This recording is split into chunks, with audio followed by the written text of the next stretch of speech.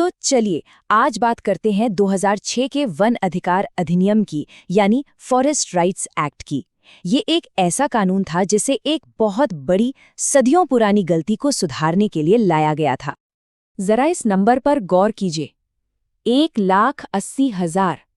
ये कोई छोटा मोटा आंकड़ा नहीं है। सिर्फ एक साल में 2021 में, और वो भी सिर्फ कर्नाटक में, इतने सारे वन अधिकार के दावों को खारिज कर दिया गया। और यहीं से हमारा आज का सबसे बड़ा सवाल खड़ा होता है। आखिर एक ऐसा कानून जो न्याय देने के लिए बना था, वो जमीनी हकीकत में इतने लोगों तक क्यों नहीं पहुंच पा रहा? चलिए इसी गुत्थी को सुलझाने की कोशिश करते हैं। इस कानून को ठीक से समझने के लिए हमें थोड़ा सा पीछे जाना होगा, इसके इतिहास में। ये जानना जरूरी है कि आखिर इसे लाने की जरूरत ही क्यों पड़ी। तो देखिए, इस कानून का जो मेन मकसद था वो था एक ऐतिहासिक अन्याय को खत्म करना।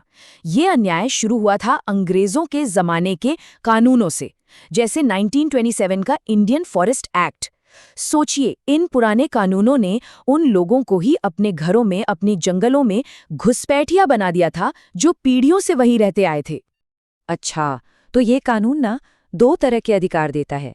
एक है इंडिविजुअल फॉरेस्ट राइट्स, मतलब किसी एक व्यक्ति या परिवार को खेती करने और रहने के लिए जमीन का हक, और दूसरा है कम्युनिटी फॉरेस्ट राइट्स, जो कि पूरे समुदाय को अधिकार देता है, जैसे मवेशी चराने का, मछली पकड़ने का, और सबसे जरूरी अपने जंगल के संसाधनों की देखभाल और प्रबंधन करने का। तो फिर दिक्कत कहाँ आ रही है? कानून तो बहुत अच्छा लगता है, लेकिन असलियत में इतने सारे दावे खारिज क्यों हो रहे हैं? चलिए अब इस पर आते हैं। ये तस्वीर ना पूरी कहानी बयां कर देती है। अगर नाव में छेद हैं तो आप कितना भी पानी बाहर निकालें वो डूबेगी ही। मतलब सिर्फ दावों पर काम करते रहने से कुछ नहीं होगा, पहले उन असली वजहों को ठीक करना होगा जिनकी वजह से ये दावे खारिज हो रहे हैं। तो ये हैं वो 3 सबसे बड़ी वजह हैं। सबसे बड़ी मुश्किल है कब्जे को साबित करना, खासकर अन्य पारंपरिक वन निवासियों के लिए। ये वो समुदाय हैं जो अनुसूचित जनजाति में नहीं आते, लेकिन पीढ़ियों से जंगल में रह रहे हैं। उन्हें 75 साल पुराने सबूत देने पड़ते हैं, जो कि लगभग नामुमकिन काम है। इसके अलावा उन पर अतिक्रमण के आरोप लग जाते हैं, और कई लोगों को तो इस कानून के बारे में ठीक से पता ही नहीं है। और इस पूरे मुद्दे का इंसानी पहलू इस एक बात में छिपा है। ये एक वन निवासी के शब्द हैं। वो कहते हैं कि जंगल को कैसे संभालना है ये उनसे बेहतर कोई नहीं जानता, क्योंकि वो हमेशा से यहीं के हैं, ये उनका घर है। अब एक और दिलचस्प एंगल देखते हैं, टेक्नोलॉजी का। आज के दौर में तकनीक हर जगह है, तो इस मामले में वो मददगार साबित हो रही है या फिर एक नई मुसीबत बन रही है? यहाँ एक बहुत जरूरी बात समझने वाली है। जनजातीय मामलों के मंत्रालय ने साफ कहा है कि टेक्नोलॉजी, जैसे कि सैटेलाइट इमेज, सबूत की जगह नहीं ले सकती। उसका काम सिर्फ मदद करना है। जो बाकी सबूत पेश किए गए हैं उन्हें वेरीफाई करना है। टेक्नोलॉजी सप्लीमेंट है, रिप्लेसमेंट नहीं। जैसे महाराष्ट्र का ये उदाहरण देखिए। यहाँ एक सिस्टम है जो सैटेलाइट इमेज और जीपीएस डेटा का इस्तेमाल करके ज़मीन के दावों को वेरीफाई करने में मदद करता है। इससे पूरी प्रक्रिया में एक तरह की पारदर्शिता आती है, और फैसले सिर्फ कागजों पर नहीं बल्कि ठोस डेटा पर आधारित होते हैं।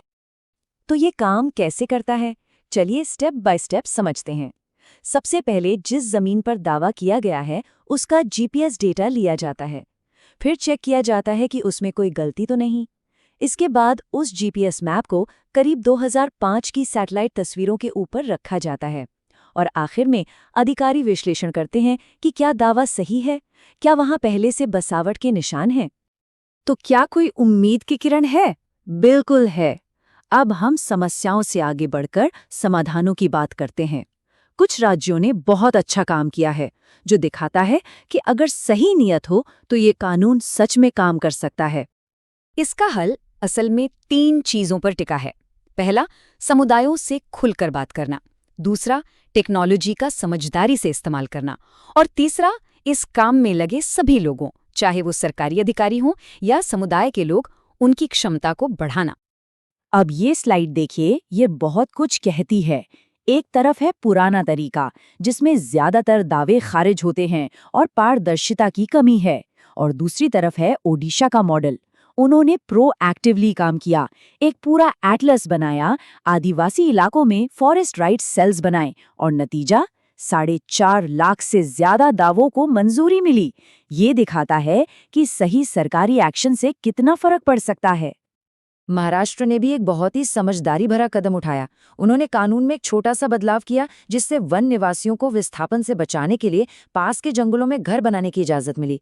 ये दिखाता है कि कानून को जमीनी जरूरतों के हिसाब से ढालना कितना जरूरी है।